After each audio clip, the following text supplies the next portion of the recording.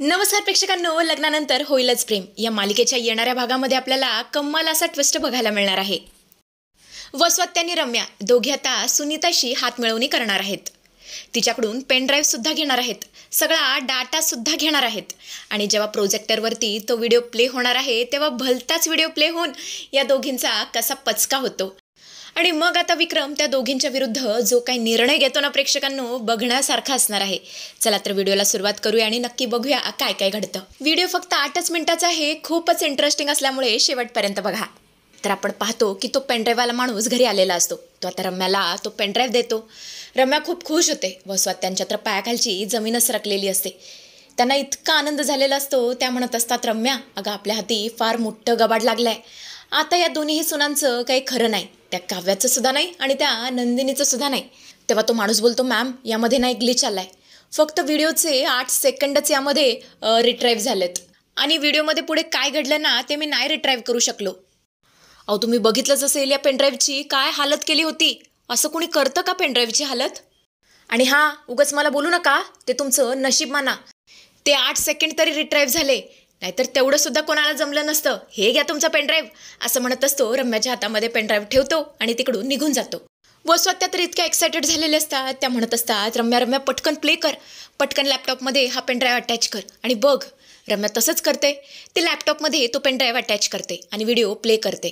पण प्रेक्षकांनो, त्या दोघींचा खूप घाण पचका होतो. कारण पहिले 8 सेकंडमध्ये त्यांना काहीच दिसत नाही. त्यांना फक्त इतकंच दिसलेलं असतं की त्या रेस्टॉरंटमध्ये काव्या बसलेली आहे. बाकी पुढचा सगळा व्हिडिओ जो असतो तो ब्लँकच असतो. वसवत त्यांना तर खूप राग आलेला असतो. त्यांचं डोकंच फिरलेलं असतं. त्या म्हणत असतात, रम्या खरंच काहीच फायदा झाला नाही बघ. एवढं आपण खटाटोप केली, एवढं सगळं केलं, पण आपल्या हाती काय लागलं? धुपाटणं. मला वाटलं होतं या पेनड्राईव्हमधून आपल्या हाती असं काहीतरी लागेल ना ज्यामुळे आपलं नशीबच बदलेल, पण कसलं काय, आपलं नशीब तर अजूनच फाटकं निघालं. तेव्हा रम्या बोलते, आई उगाच फ्रस्ट्रेट होऊ नकोस, अजूनही आपल्या हातातून डाव गेलेला नाहीये. तेव्हा वसवत त्या बोलते, काय डाव नाही गेला? अगं आपल्या हाती काहीच नाही लागलं आणि तू म्हणतेस डाव नाही गेला. तेव्हा रम्या बोलते, आई अगं ऐकून तरी घे, माझ्या ना डोक्यात मस्त आयडिया आलीये, सांगू का? तेव्हा वसवत त्या बोलते, आता तुझ्यासमोर नारळ फोडू का मुहूर्त शोधू, सांग पटकन. तेव्हा रम्या बोलते, आई ही काव्या ज्या रेस्टॉरंटमध्ये बसली आहे ना तिथे जाऊन या पुढचं CCTV फुटेज आपण मिळवू शकतो की नाही. म्हणजे या 8 सेकंडाच्या व्हिडिओमुळे आपलं तसं काही नुकसान नाही झालेलं, पण आपल्याला लीड मात्र नक्कीच मिळाली आहे. आपल्याला याचं लोकेशन मिळालंय. तेव्हा वसवत त्या बोलते, रम्या पण त्या कॅफेचं नाव आपल्याला कुठे माहिती आहे? आणि मुंबईमध्ये किती लाखोमध्ये कॅफे आहेत, आणि मग आपल्याला कसं कळणार हा कोणता कॅफे आहे ते? तेव्हा रम्या बोलते, आई अगं तू किती बॅकवर्ड आहेस गं. अगं या फुटेजमध्ये दिसतंय ना त्या कॅफेचं नाव, बघतेस ना, सुनीताज कॅफे. आणि आई तसं पण आता जग इतकं पुढं गेलंय ना, आपण फक्त कॅफेचं नाव जरी टाकलं तर आपल्याला सगळी माहिती मिळून जाते. लोकेशन, पत्ता, नंबर सगळं सगळं मिळून जातं. चला आता पटकन जाऊया त्या कॅफेमध्ये. आणि अशा प्रकारे दोघी आवरून त्या कॅफेसाठी निघतात. इकडे आपण पाहतो तर काय ऑफिसमध्ये दुपारची वेळ असते. जीवा खूप काम करत असतो आणि तेवढंच तिथे नंदिनी त्याच्यासाठी डब्बा घेऊन येते खूपच प्रेमाने. नंदिनीला पाहून तो खूप सरप्राईज होतो. तो बोलतो, नंदिनी तू इथे? तेव्हा नंदिनी बोलते, हो तुमच्यासाठी डब्बा घेऊन आली आहे, आणि हां तुमची आवडती भाजी सुद्धा आणली आहे, बटाट्याचे कापरे.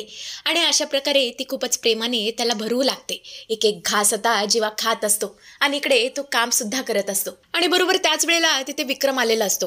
हे सगळं बघून त्याला खूप राग येतो. तो नंदिनीवरती ओरडतो आणि बोलतो, पुन्हा इथे यायचं नाही. आणि राहिला प्रश्न जेवणाचा, आपल्या कंपनीमध्ये कॅन्टीन आहे, तिथे जाऊन जेवलास तरीही चालेल. आणि अशा प्रकारे आता तो नंदिनीचा खूप अपमान करतो. हे सगळं जीवाला सहन होत नाही. तो बोलतो, बाबा खूप झालं, यापूर्वी तुम्ही माझा अपमान करायचा, मी चुपचाप सहन करायचो, एक शब्द सुद्धा उलटं बोलत नव्हतो, पण जर माझ्या बायकोचा अपमान केला तर ते मला चालणार नाही. असं बोलून जीवा रागाने तिकडून चिडून निघून जातो आणि नंदिनी सुद्धा त्याच्या पाठोपाठ तिकडून निघून जाते. इकडे आपण पाहतो तर काय, रम्या आणि वसवत्या दोघी आता सुनीताच्या कॅफेवरती आलेले असतात. रम्या बोलते, ते बघती बाई, बहुतेक हीच सुनीता असणार आहे, हीच कॅफेची ओनर असणार आहे, हिला जाऊन आपण भेटूया. त्या दिवशी आपल्या घरी जी बाई आली होती ती हीच तर होती. रम्या बोलते, तुम्ही सुनीता ना? तेव्हा सुनीता बोलते, हो मी सुनीता, पण मी तुम्हाला ओळखलं नाही. तेव्हा वसवत्या बोलते, मी सांगते, तुमची मैत्रीण मानिनी, तिची मी नणंदबाई, माझं नाव वसुंधरा, वसुंधरा देशमुख, मी विक्रमची थोरली सख्खी बहीण. पण सुनीता मात्र काहीच बोलायला तयार नसते. तेव्हा रम्या बोलते, आंटी म्हणजे मी तुम्हाला आंटी म्हणू शकते ना? कारण तुम्ही माझ्या मानिनी मामीच्या मैत्रीण आहात ना, त्या नात्याने मी तुम्हाला आंटी म्हणतेय.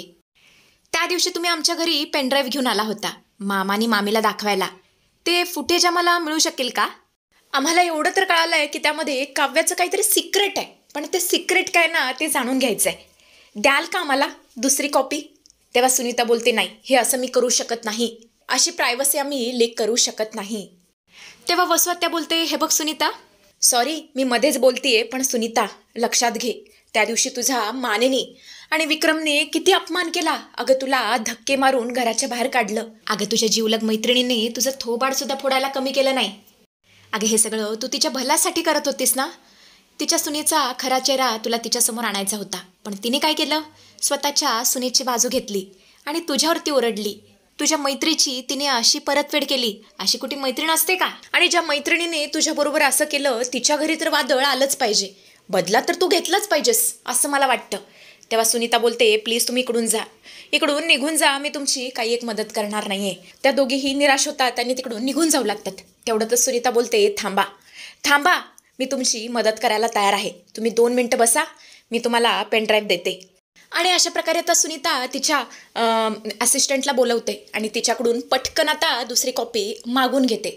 ती पेनड्राईव्हची कॉपी आता ती रम्या आणि वसुआत्यांना देते आणि म्हणते, या व्हिडिओमध्ये काव्या तिच्या एक्स बॉयफ्रेंडला भेटते, याचा व्हिडिओ आहे, फुटेज आहे.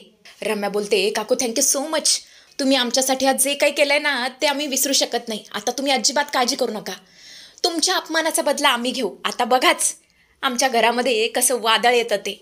आणि अशा प्रकारे आता दोघीही पेनड्राईव्ह घेऊन घरी येतात. वसुआत्या म्हणत असते, रम्या अगं लाव ना पटकन, त्या काव्याचा कोण बॉयफ्रेंड आहे ते मला बघायचं आहे. तेव्हा रम्या बोलते, नाही अगं आत्ता हे सगळं बघण्यात ना अजिबात मजा येणार नाही. सगळ्यांसमोर ना लाईव्ह शो बघूया, मस्त पॉपकॉर्न खात खात मस्त लाईव्ह शो बघूया, तेव्हा जाऊन कुठे मजा येणार. तेव्हा वसुआत्या बोलते, हो ग बरोबर बोलतेस, जा सगळ्यांना एकत्रित कर. म्हणजे आता संध्याकाळ झाली आहे आणि सगळे ऑफिसवरून सुद्धा परत आले असतील. आणि अशा प्रकारे ती आता बाहेर येते, मोठा प्रोजेक्टर लावते आणि सगळ्यांना एकत्रित करते. सगळेच आता तिथे जमलेले असतात, कोणाला काहीच कळत नसतं हा सगळा काय प्रकार आहे. पार्थ बोलतो, नाही म्हणजे इतका मोठा प्रोजेक्टर लावलाय, पिक्चर वगैरे बघण्याचा प्लॅन आहे की काय? तेव्हा वसुआत्या बोलते, हो पिक्चरच आहे आणि हा पिक्चर बघून ना सगळ्यांना चांगलाच धक्का बसणार आहे. आणि हा कोणाचा पिक्चर आहे माहिती आहे का? तुझ्या काव्याचा. मानिनी तिला अडवण्याचा प्रयत्न करत असते, म्हणत असते, वसुताई प्लीज पुढे बोलू नका. वसुआत्या बोलते, नाही आता तर मी बोलणारच, कारण माझ्याकडे पुरावा आहे. तुझी बायको तुला जशी वाटते ना तशी ती अजिबात नाही आहे, तिचं चारित्र्य अजिबात चांगलं नाही आहे. पार्थ बोलतो, आत्या परत बोललात पुन्हा बोलायचं नाही, माझ्या काव्याच्या चारित्र्यावरती यायचं नाही. काव्याला तर जाम भीती वाटत असते.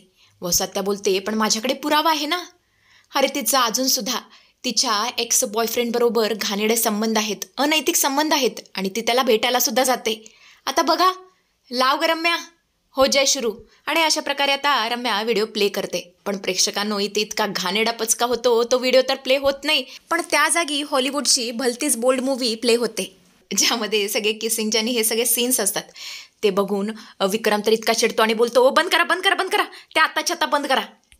विक्रम जोरजोरात तोडू लागतो, काय काय काय काय काय लावलंय काय हे सगळं काय चाललंय वसुताई, हा सगळा काय फालतू प्रकार आहे असं म्हणत असतो. वसुआत्यांचं थोबाड फोडतो आणि बोलतो, बास झालं, माझ्या सुनेची बदनामी करताना तुला लाज कशी काय वाटली नाही ग?